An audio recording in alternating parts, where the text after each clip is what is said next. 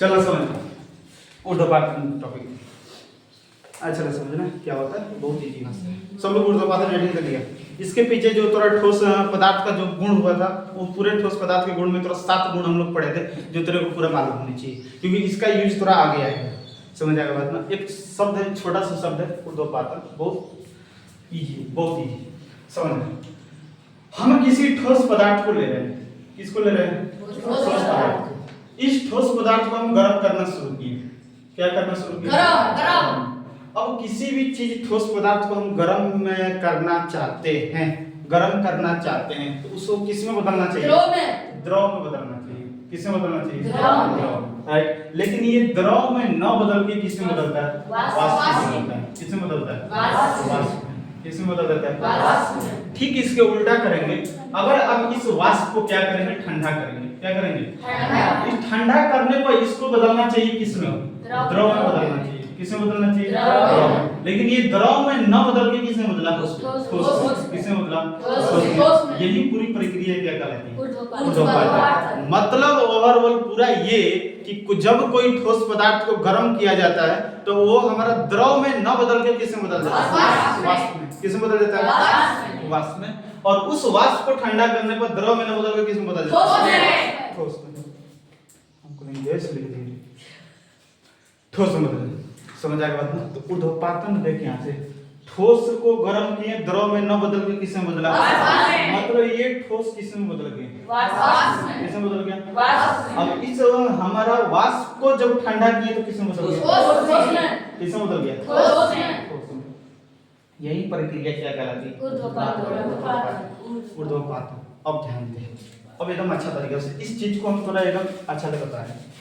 ठोस की जगह पर ले रहे हैं कपूर। कपूर एक तरह ठोस है। ठोस को क्या किए? कपूर को क्या कर दिए? गरम कर दिए। किस में कर दिए? इस कपूर को गरम करने के दौरान इसको पिघलना चाहिए। क्या करना चाहिए? मतलब द्रव में बदलना चाहिए। किस में बदलना चाहिए?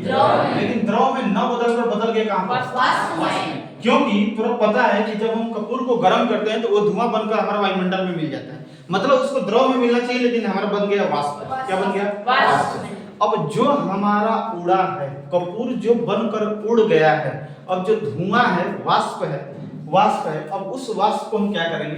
ठंडा करेंगे। क्या करेंगे? अब कौन कहेगा सर धुआं कहां से, जो हमारा कपूर उड़ा है वो वाला धुआं कहां से लाए? एक छोटा सा हम एक्सपेरिमेंट करके ही देख सकते हैं कि जो हमारा धुआं हम इस तरह खुला में नहीं छोड़ेंगे। कपूर को जला दिए और ऊपर से क्या करते हैं? हम कटोरी रख दिए, राइट। तो पूरा धुआं तो कटोरी में जाएगा, ऊपर तक जा नहीं सकता है।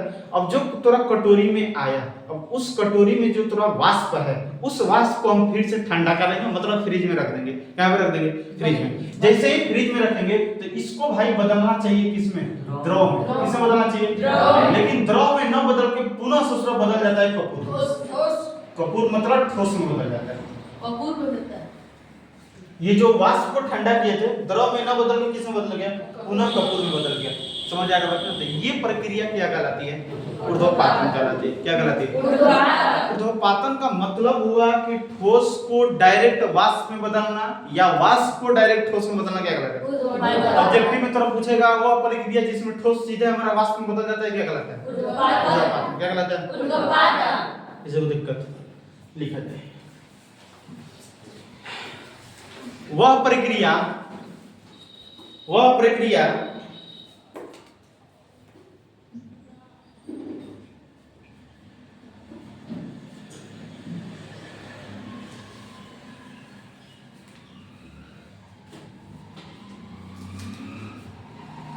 ओके सबको ये थोड़ा चीजें समझ में आ गई ना? इस चीज को हम इरेज कर रहे हैं, बाकी हम लिख रहे हैं।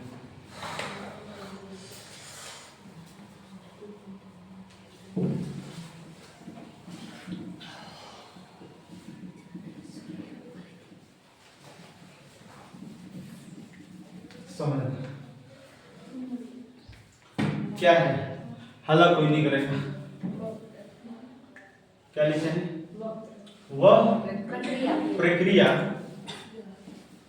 प्रक्रिया जिसमें किसी ठोस पदार्थ को गर्म करने पर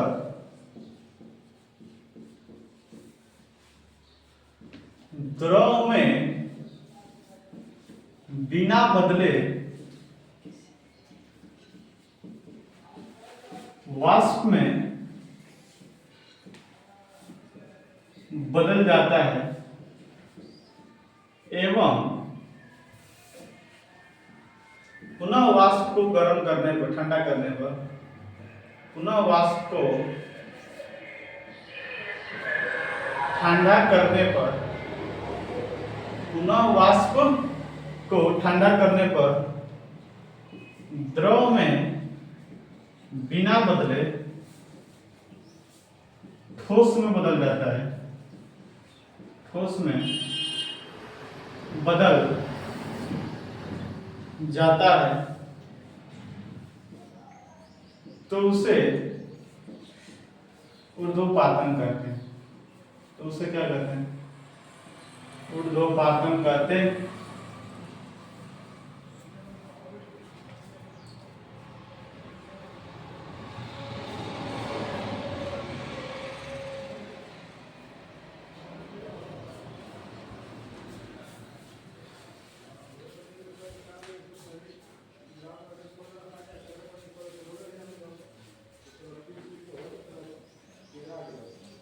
ओके सबको इसका example is the most important.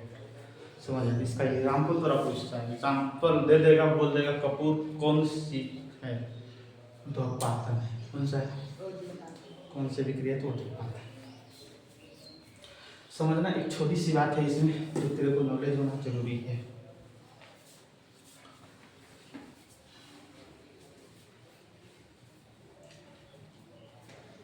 हो गई? समझना, एग्जाम्पल के तहत, एग्जाम्पल क्या है? Example is the most important ऊर्ध्वपातन का। समझना, कपूर क्या? एक होता है सल्फर। क्या होता है? सल्फर, जिसे हम गंधक भी कहते हैं। क्या कहते हैं? तो सल्फर न लेकर गंधक बहुत बार तो एग्जाम में पूछता है, समझ आएगा बात। और हो गया नौसाद। क्या होता है? इसे हम अमोनिया क्लोराइड कहते हैं, अमोनियम क्लोराइड कहते हैं, अमोनियम क्लोराइड, अमोनियम क्लोराइड। इसी को कहते हैं नौसाद, नौसादर। समझ आएगा बात। और हम कहते हैं नेपथिलीन। नेपथिलीन का बोली सुनते हैं? शुष्क बर्फ, शुष्क बर्फ। एक है आयोडीन। ये सारा एग्जाम्पल तेरे को याद करना है। सबसे मोस्ट इंपोर्टेंट है कपूर, और दूसरा गंधक, और ये नेपथिलीन। ये तीनों बहुत इंपोर्टेंट है, तीनों बहुत इंपोर्टेंट है। तीनों को ज्यादातर नौसाद, समझ आना, ये तीनों ज्यादा दिमाग में रखेंगे, कपूर, नेपथिलीन और गंधक। समझ आएगा बात। तीनों एग्जाम्पल बहुत मोस्ट इंपोर्टेंट है, समझ आएगा बात ना। इस सारा एग्जाम्पल तेरे को कम दिमाग में, समझ आएगा बात। और थोड़ा सा एक बात समझना, हाला कोई नहीं करेगा। हम ठोस को गर्म किए थे, किसमें गर्म किए थे? उसको किस में बदलना चाहिए था? द्रव में। लेकिन द्रव में न बदल गया। अब फिर अब उस वाष्प को हम क्या किए? ठंडा करने पर उसको किस में बदलना चाहिए? लेकिन किस में बदल गया? तो भाई जब वाष्प को हम ठंडा किए तो बदलना चाहिए द्रव में, लेकिन द्रव में न बदल के ठोस में। किसमें बदल गया? ठोस में। जब ठोस में बदल गया तो ऊर्ध्वपातन क्रिया के दौरान जो पदार्थ बनता है, जब हम इस वाष्प को ठंडा किए, जब इस वाष्प को हम क्या किए? तो किसमें बदलना चाहिए? द्रव में। न बदलकर किसमें बदल गया? वाष्प में, सॉरी ठोस में। उल्टा नहीं चल रहे हैं, वाष्प से ना ठोस में बदल गया। अब ये जो तेरा ठोस बनेगा, ये जो तेरा ठोस बनेगा, इसे हम ऊर्ध्वपात कहेंगे। क्या कहेंगे? ऊर्ध्वपात कहेंगे। क्या कहेंगे? मतलब ऊर्ध्वपातन क्रिया के फलस्वरूप बने पदार्थ को क्या कहते हैं? ऊर्ध्वपात कहते हैं। क्या कहते हैं? स्टार का चिन्ह करेंगे। एग्जांपल हो गया सबसे पहले? एग्जांपल कंप्लीट करेंगे, एग्जांपल सब लोग कंप्लीट करेंगे।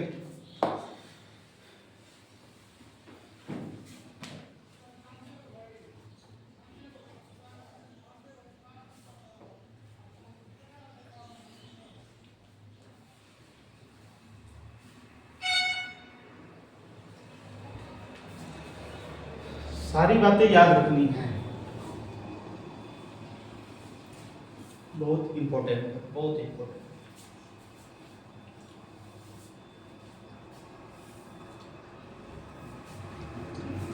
क्या चल रहा था? क्या बोल रहे थे? बायोलॉजी। अच्छा कौन दिन है आगे? गुरुवार। गुरुवार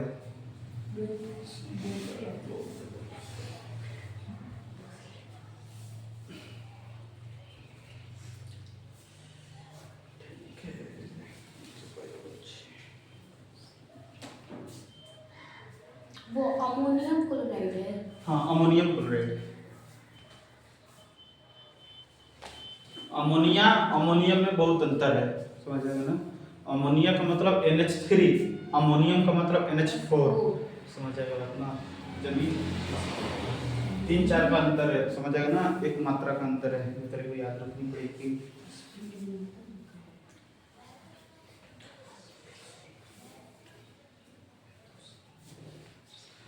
अरे बोलो।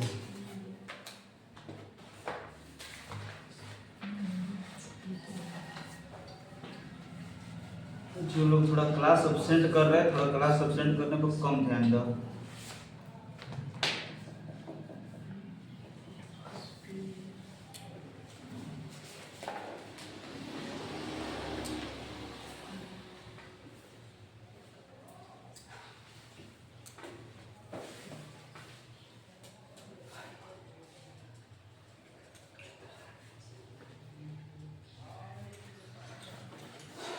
होगी?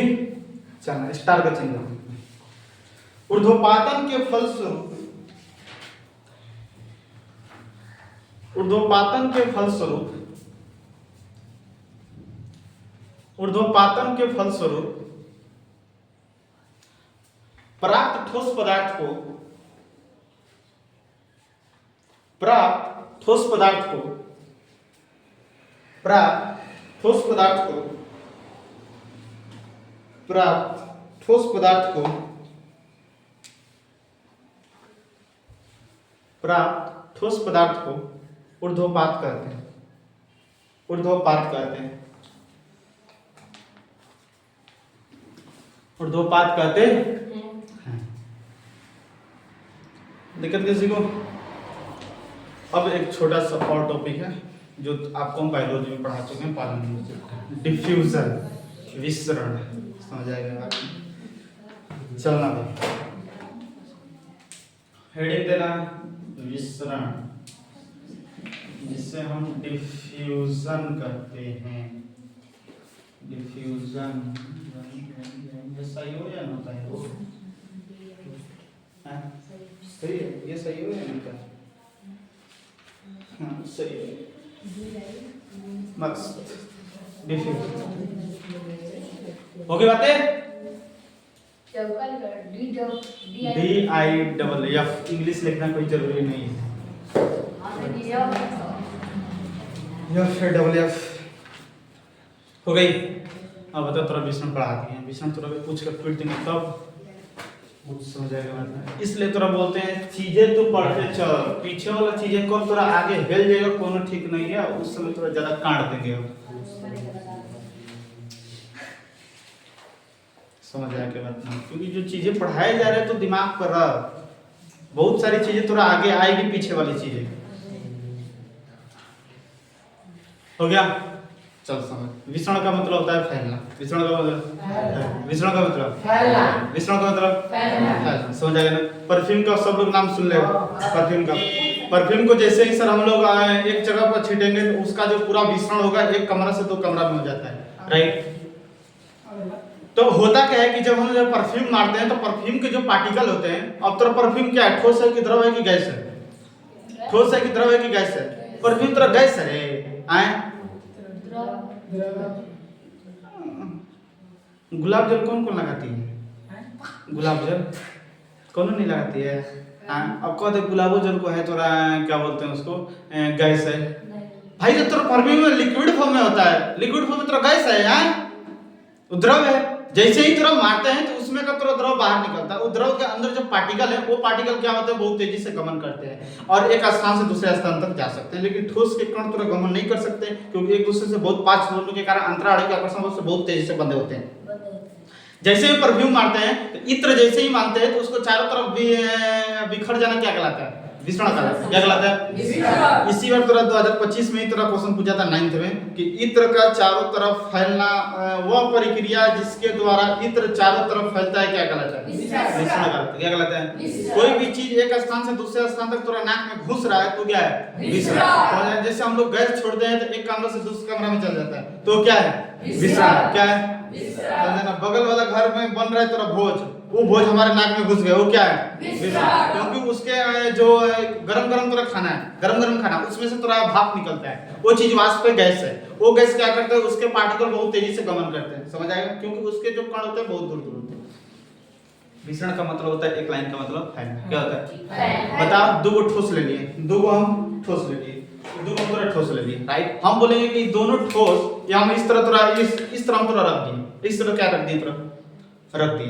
समझ आएगा? एकदम पूरा एकदम दोनों के सटा वटा कैसे भी करके मान लेते तोड़ ताड़ के हम क्या कर दिए, दोनों के एक में मिक्स कर दिए। बता, इसके पार्टिकल एक स्थान से दूसरे स्थान से जा सकते हैं कि नहीं? एक दूसरे में मिल सकते हैं कि नहीं? नहीं मिल सकते क्योंकि इसके पार्टिकल बहुत मजबूती से बंधे हुए। लेकिन हम थोड़ा द्रव ले रहे हैं, दो को द्रव ले रहे हैं, एक हम पानी ले रहे हैं, एक मान लेते हैं थोड़ा हम क्या ले रहे हैं, दूध ले रहे हैं। चल कोई नहीं, पानी और क्या ले लिए, दूध। पानी और दूध को जैसे ही मिला देंगे, पानी और दूध को जैसे ही मिला देंगे वो एक दूसरे में क्या हो जाएगा, मिक्स हो जाएगा। क्या हो जाएगा? इसका मतलब ये है कि पानी का कण और दूध का कण हमारा गमन कर सकते हैं। क्या कर सकते हैं? गमन कर सकते हैं। तो द्रव भी, पानी भी तरह द्रव है और दूध भी क्या है, द्रव है। ये एक द्रव का दूसरे द्रव में मिलना क्या कहलाता है? तो क्या बताओ, दो ठोस का मिलना संभव है? कभी भी नहीं, क्योंकि इसके पार्टिकल बहुत मजबूत से बंधे होते हैं और बहुत सटे होते हैं। कितना तू बल लगाते रहेगा कभी भी निकट ना दूर नहीं जा सकते हैं। समझ आएगा ना? तो विसरण का एक और मतलब होता है कि एक द्रव के कण का दूसरे द्रव के कण में मिलना क्या कहलाता है? क्या कहलाता है? विसरण कहलाता है। क्या कहलाता है? विसरण कहलाता है। बातें समझ में आ गई? विसरण का मतलब होता है फैलना। क्या होता है? दिक्कत या एक दूसरे, फैलना का मतलब होता है एक दूसरे में मिक्स हो जाना। क्या होता है? सब जैसे हम लोग क्या करते हैं, गैस छोड़ते हैं तो हमारा गैस क्या होता है, पूरे वायुमंडल में क्या जाता है, मिल जाता है और मिलकर हमारे नाक में घुस जाता है। तो क्या है? तो समय विसरण का मतलब होता है फैलना। क्या होता है? वह प्रक्रिया जिसमें एक द्रव के कण दूसरे द्रव के कण में मिल जाता है। क्या कहलाता है? समझ आएगा? हम बोल रहे हैं कि दो को पदार्थ के सॉरी दो को ठोस पदार्थ है, इसको एक दूसरे में मिलना तो संभव है? कभी भी नहीं मिल सकता, क्योंकि ठोस के कण गतिमान होते ही नहीं है। क्यों नहीं गतिमान होते? क्योंकि एक दूसरे के बहुत पास होने के कारण बहुत तेजी से बंधे होते हैं,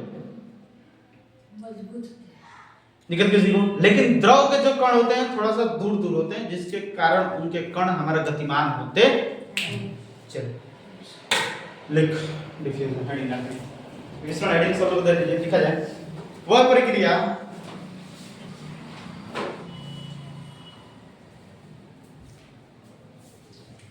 प्रक्रिया जिसमें किसी द्रव के कण द्रव्य लिख, वह प्रक्रिया जिसमें किसी द्रव्य के कण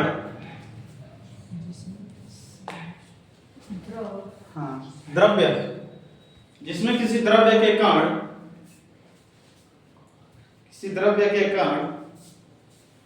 अन्य द्रव्य में प्रवेश करते हैं, अन्य द्रव्य में प्रवेश करते हैं, अन्य द्रव्य में प्रवेश करते हैं,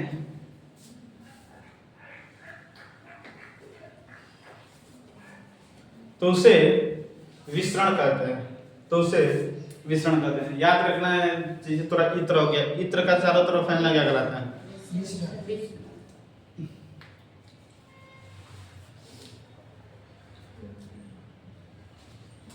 हम थोड़ा बोल रहे हैं कोई द्रव के कण ठोस के कण में जाकर मिल सकता है, द्रव का कण ठोस के कण में जाकर मिल सकता है?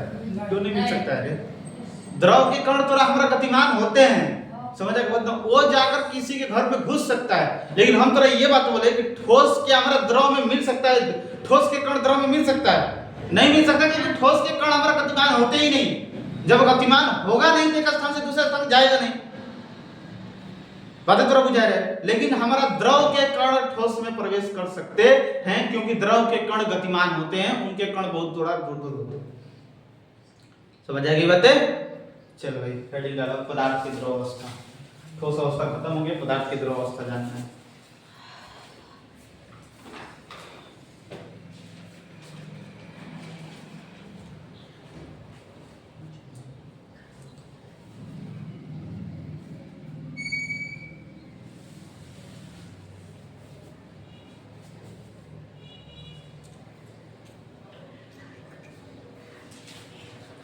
हो गई? चल भाई अब इसको थोड़ा सा याद करके अब अच्छा तरीके से समझना। और द्रव अवस्था क्या है, ठोस अवस्था के पूरा बारे में समझ लिए पीछे ही क्लास में।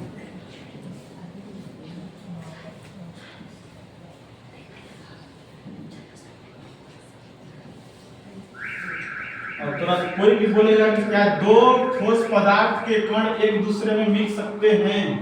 नहीं मिल सकते क्योंकि उनके कण गतिमान नहीं होते। गतिमान क्यों नहीं होते? क्योंकि एक दूसरे से बहुत तेजी से बंधे होते हैं, बहुत पास पास होते हैं। जब हम किसी के भी पास रहेंगे तो तू गति नहीं कर सकता है। जब हम अपने घर में रहेंगे तो बिना परमिशन के तो कहीं पूरा घूम नहीं सकते हैं। हम बोलते हैं कि हम जा रहे हैं लंदन घूमने देगा कौन? नहीं। लेकिन हम पूरा अपने घर से रह रहे हैं 100 किलोमीटर दूर, समझ आया ना? तो बिना बताए हम घूम सकते हैं। घर को देख रहा है कि हम क्या कर रहे हैं, पढ़ रहे हैं कि चढ़ाई कर रहे हैं, वगैरह में कोई नहीं है दिक्कत है। लेकिन जब पास में रहेंगे तो किसी का पावर नहीं कि कुछ कर देगा, लेकिन दूर रहेंगे तो हो जाएगा। उसी तरह ठोस में कण बहुत पास पास होते हैं जिसके कारण थोड़ा जा नहीं सकते हैं, लेकिन दूर दूर रहते हैं तो जा सकते हैं। दिक्कत चला। पदार्थ की द्रव अवस्था, पदार्थ की द्रव अवस्था, पदार्थ की द्रव अवस्था। हालांकि कोई नहीं करेगा, अच्छा से समझेगा सब कि क्या है। सबसे पहले हम पानी ले रहे हैं। क्या ले रहे हैं? पानी। अब समझना है इसमें थोड़ा क्या भरा हुआ है, पूरा पानी। पानी के जो द्रव है, द्रव के जो पार्टिकल होते हैं ठोस के तुलना में ज्यादा दूर दूर होते हैं। ठोस के तुलना में फॉर एग्जांपल हम पूरा बता रहे हैं, दो चीजें ले रहे हैं।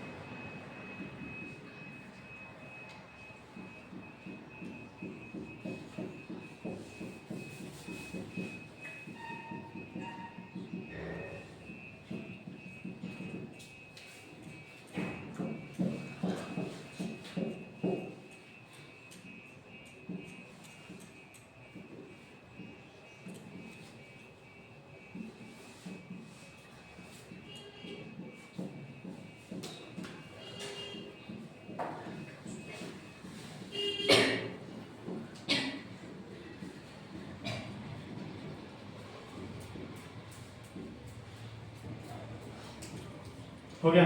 अब ध्यान दें, पहला नंबर में कण बहुत पास पास है, इसमें थोड़ा सा हट गए, इसमें तो बहुत ज्यादा हट गए।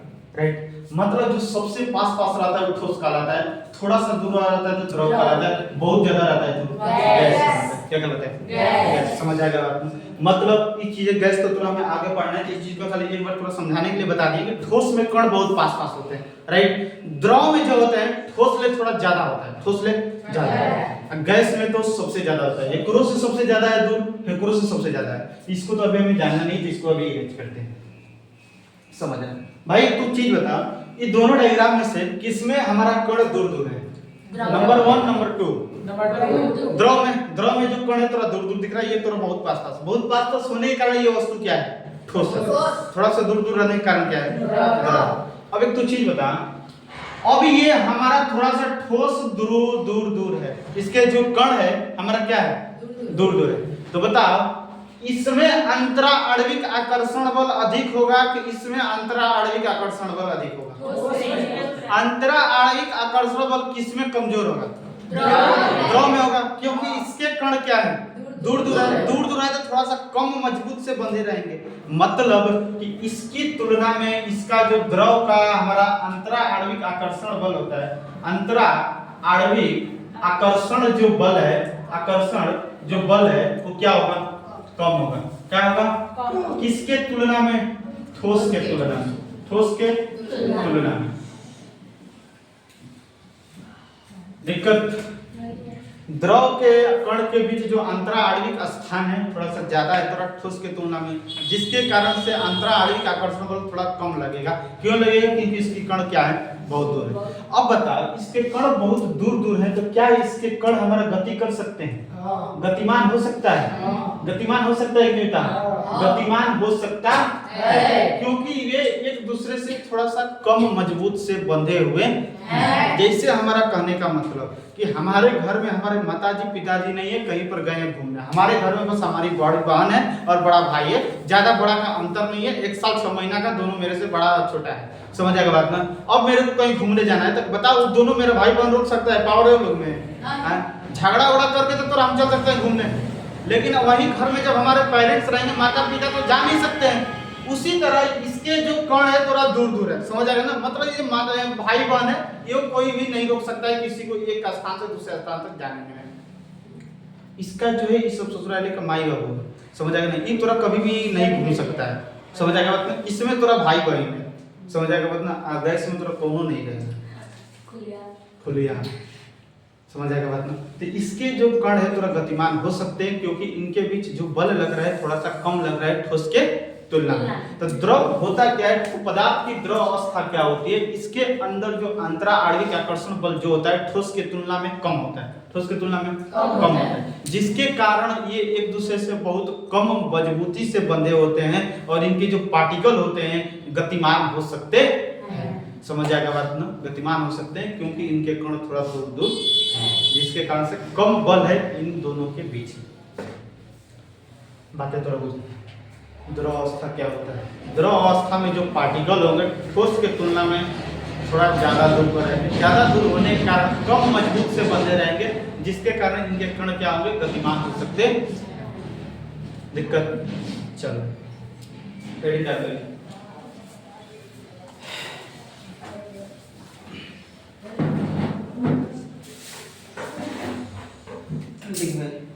द्रव के कणों के बीच,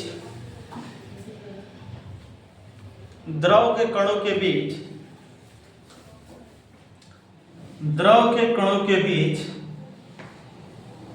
अंतरा आणविक आकर्षण बल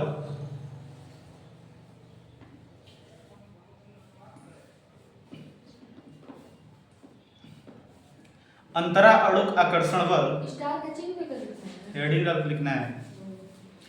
अंतरा आणविक आकर्षण बल ठोस की तुलना में कमजोर होता है, ठोस की तुलना में कमजोर होता है।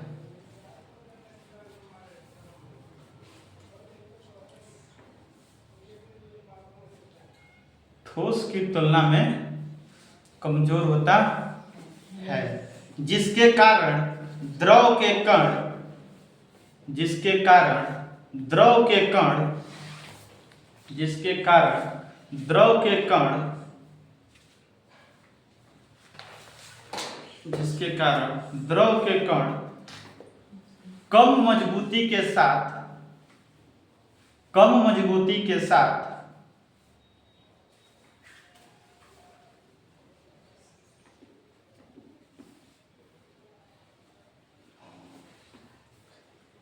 हो गया, कम मजबूती के साथ एक दूसरे से बंधे होते हैं।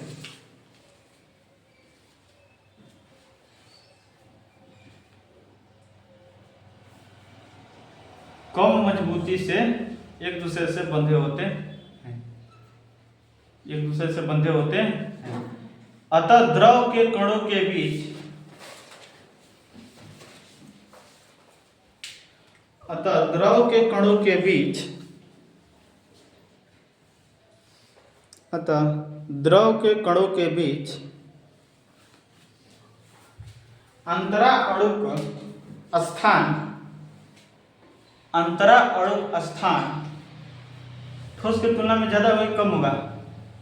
ज्यादा होगा। ठोस की तुलना में ज्यादा ना होगा रे बिकड़ों के बीच। ठोस के अंतरा अणु का स्थान ठोस की अपेक्षा अधिक होता है। अंतरा अणु का स्थान ठोस की अपेक्षा अधिक होता है।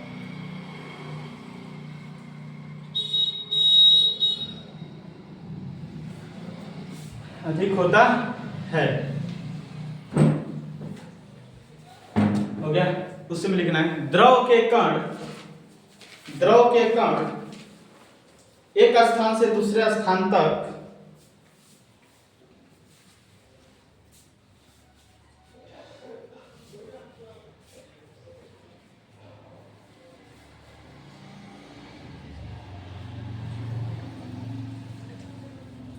हो गया? द्रव के कण एक स्थान से दूसरे स्थान तक गमन कर सकते हैं। एक स्थान से दूसरे स्थान तक गमन कर सकते हैं। एक स्थान से दूसरे स्थान तक गमन कर सकते हैं।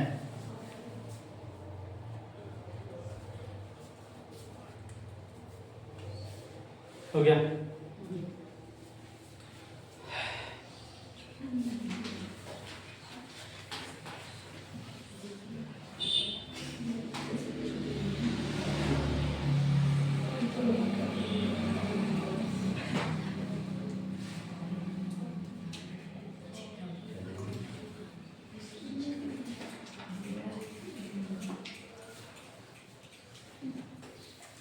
हो गया?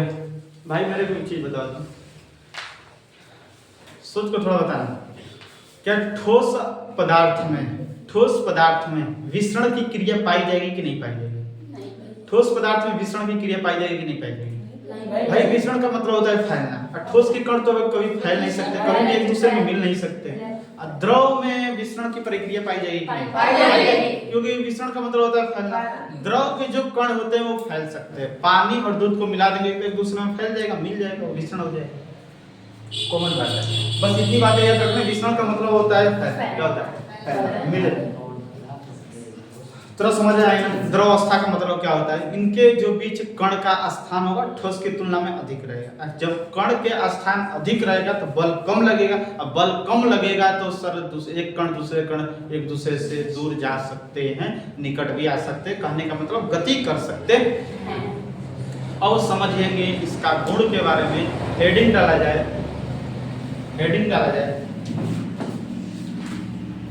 द्रव का गुण।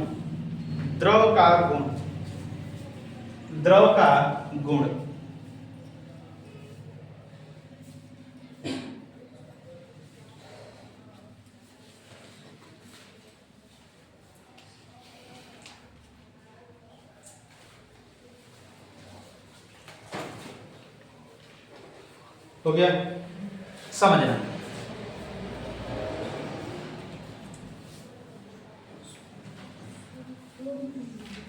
ये हला कोई नहीं करेगा। समझना द्रव का गुण समझना। किसका? द्रव का गुण समझना। आकृति और आयतन के बारे में सबसे पहले बात करते हैं कि द्रव का आकृति और आयतन निश्चित होता है कि अनिश्चित? अनिश्चित। हम आपको एक चीज बता रहे हैं, द्रव का बोल रहे हैं बकवा जो लड़ा हुआ है, ये तरह दिख रहा है, इसमें तरह पानी भरा हुआ है। इस पानी को जब हम बोतल में भरेंगे तो पानी किसका आकृति लेगा? बोतल का आकृति लेगा। जब इस पानी को हम गिलास में डाल देंगे तो किसका आकृति लेगा? जब इस पानी को हम थरिया में डाल देंगे तो, जब इस पानी को हम कटोरा में डाल देंगे तो, मतलब ये पानी अपने अनुसार ससुराले चेंज करते रह रहे हैं। अलग अलग जब बर्तन में डाल रहे हैं तो ये अपना आकृति क्या कर रहा है? चेंज कर रहा है। मतलब इसका आकृति निश्चित है कि अनिश्चित? अनिश्चित ना है, इधर फिक्स है, कोई नहीं कुछ कर दे रहा है। समझा क्या बात ना? बोतल में रहे तो बोतल का से, गिलास में गिलास, परात में परात का। समझ आएगा बात ना? तो वो चीज क्या है, मतलब आकृति क्या है? निश्चित नहीं है। आते हैं बात आयतन पर। क्या लेते हैं? आयतन। इस बोतल में 1 लीटर पानी भरा हुआ है।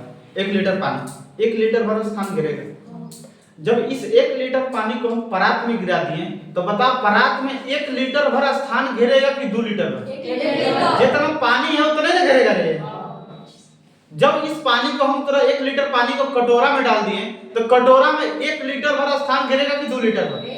भाई 1 लीटर पानी है तो 1 लीटर भरेगा, मतलब इसको तू कहीं पर भी गिरा ले अपने 1 लीटर भरी स्थान घेरेगा। मतलब आयतन निश्चित के निश्चित निश्चित आकृति सॉरी आयतन क्या है निश्चित, लेकिन आकृति अनिश्चित। दिक्कत मतलब द्रव का आकृति अनिश्चित तथा आयतन निश्चित होता है। दिक्कत कैसे बड़ी साफ लफ्ज में लिखे गए द्रव सब आप लोग लोग भी लिखेंगे द्रव की आकृति अनिश्चित एवं आयतन निश्चित होता है। निश्चित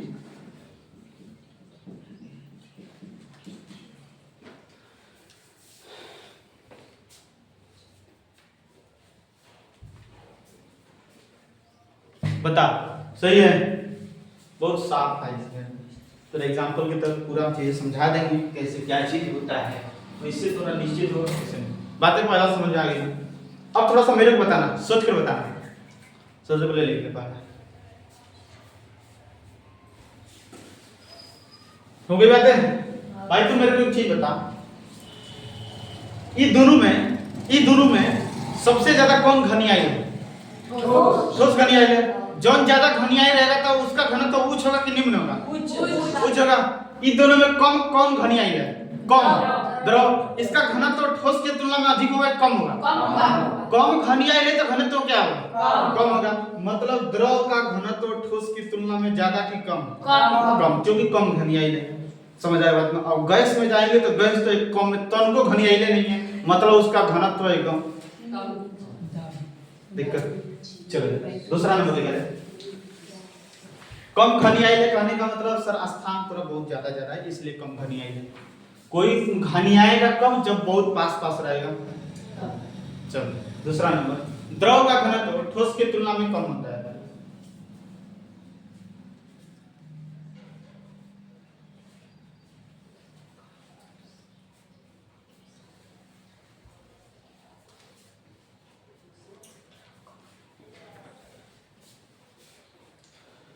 ठोस का घनत्व सॉरी द्रव का घनत्व ठोस के तुलना में कम होता है।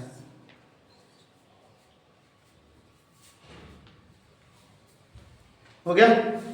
क्योंकि ठोस के तुलना में द्रव के कणों के बीच क्योंकि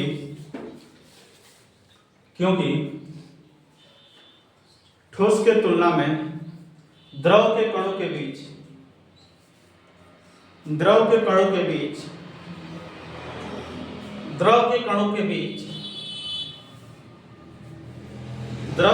के बीच अंतरा अणु का स्थान अधिक होता है। अंतरा अणु का स्थान अधिक होता है।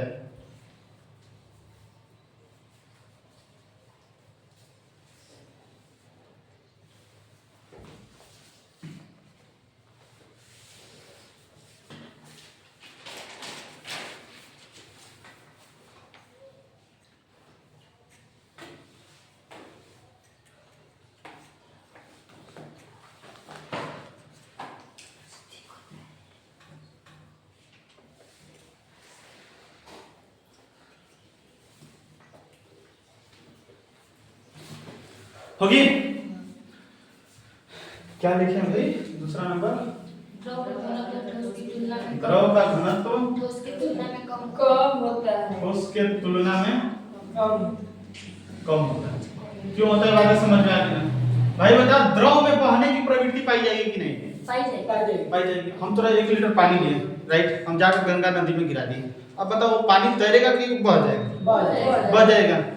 समझ आएगा बात? मतलब द्रव में बहने की प्रवृत्ति पाई जाएगी। तीसरा नंबर, द्रव पदार्थ देखिएगा थोड़ा, द्रव पदार्थ में बहने की प्रवृत्ति पाई जाती है। बहने की प्रवृत्ति पाई जाती है। बताओ किसी को प्रॉब्लम कुछ तो यहां तक?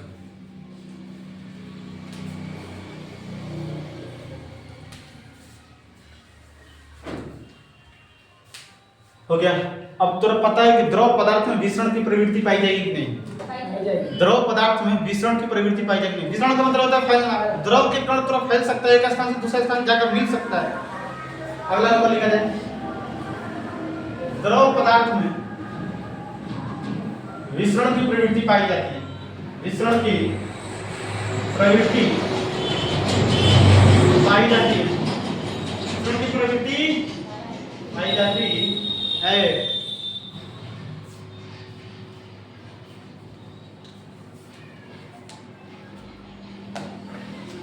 कितना हो रहा है सर? कितना हो रहा है? 9-15 फेल है। 9-10 हो रहा है। मारती मारी 5 मिनट फेल है। चलो होगी बात है, इतने तक कर दिया जाए। एक तू बता ठोस का द्रव्यमान में क्वथनांक उच्च होता है कि नहीं होता है? उच्च होता है। एक क्या होगा? उसका उच्च क्यों होता है? क्योंकि उसको गति उसको तोड़ने के लिए क्या करना पड़ेगा? अधिक ऊर्जा देना पड़ेगा। द्रव को तुरंत तोड़ने के लिए कम देना पड़ेगा कि ज्यादा? भाई पानी को तुरंत खौलाने के लिए कम से कम 100 डिग्री सेल्सियस ही देना पड़ता है। कहीं ना कहीं सर उसका क्वथनांक तो बड़ी हमारा कमी है। खोलने सर बहुत ज्यादा हमें कम ज्यादा उसमें हमें नहीं देना पड़ रहा है। मतलब द्रव का द्रव्यमान के क्वथनांक ठोस के तुलना में ज्यादा कि कम? कम। क्या दे? अगला नंबर देख लिख ले भाई, लास्ट पे बस। इसके बाद कल हम लोग जाएंगे द्रव का द्रव्यमान के क्वथनांक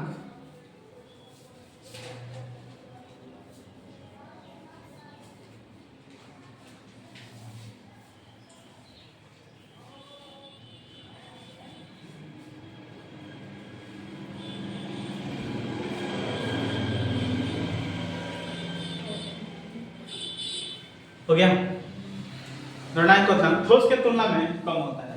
ठोस के तुलना में कम होता है। ठोस के तुलना में कम होता है।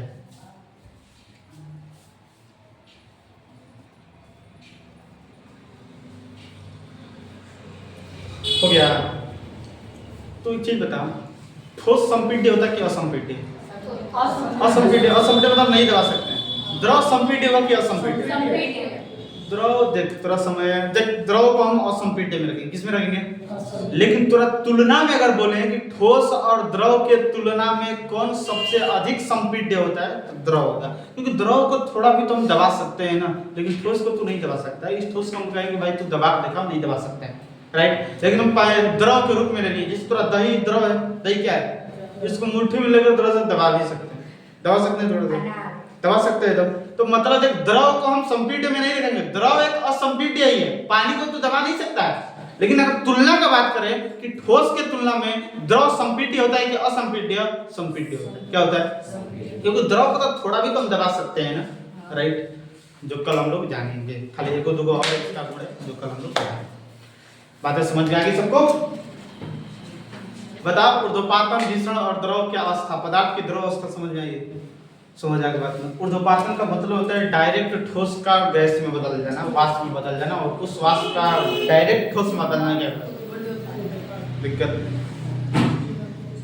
किसी को दिक्कत होता है यहाँ पर? 1 मिनट भाई अपने नोट्स को देख ले, बाकी हम लोग चलते हैं।